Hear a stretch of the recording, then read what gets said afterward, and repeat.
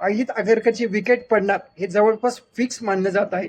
बरं 2027 जो one day world cup आहे त्या वर्ल्ड कपच्या आधीच हे चेंज होणार आहेत हे जवळपास रिपोर्ट्स म्हणून सांगण्यात आलं आहे आणि फिक्स मानलं जात आहे. तर मागच्या काही महिन्यातला इंडियन टीमचा टेस्टमधला परफॉर्मन्स बघितला आणि T20 मधला सुद्धा परफॉर्मन्स बघितला. म्हणजे अगदी धुव्वा उडलेला आहे इंडियन टीमचा, टेस्ट असो इव्हन T20 असो, दोन्ही फॉर्मॅटमध्ये. पण काही कॉन्ट्रोवर्सी सुद्धा आहे. जसं one day team 2027 world cup आहे त्या वर्ल्ड कपसाठी विराट कोहली आणि रोहित शर्मा या दोघांना सिलेक्ट करतील की नाही त्याच्या सिलेक्शन सततच कॉन्ट्रोवर्सी चालू आहे. तर अजित आगरकर नाही तर मग कोणाला चीफ सिलेक्टर केलं जाईल. जे सगळ्यात जास्त नाव समोर येत आहे ते म्हणजे व्ही.एस. लक्ष्मण. व्ही.एस. लक्ष्मणचं नाव जवळपास फिक्स मानलं जात आहे.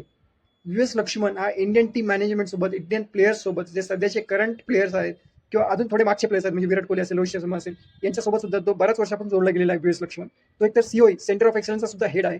तसंच तो इंडियन ए टीमचा सुद्धा कोच म्हणून तो काम करतो. किंवा जेव्हा टीम जे हेड कोच असतो, हेड कोचला जेव्हा रेस्ट दिलं जातं तेव्हा सुद्धा काही टूर्स असतात. जसं झिम्बाब्वेचं T20 टूर होतं त्याच्यावर व्ही.एस. लक्ष्मण हा कोच होता. आणि या सगळ्यामुळे व्ही.एस. लक्ष्मणचं नाव जवळपास फिक्स मानलं जात आहे.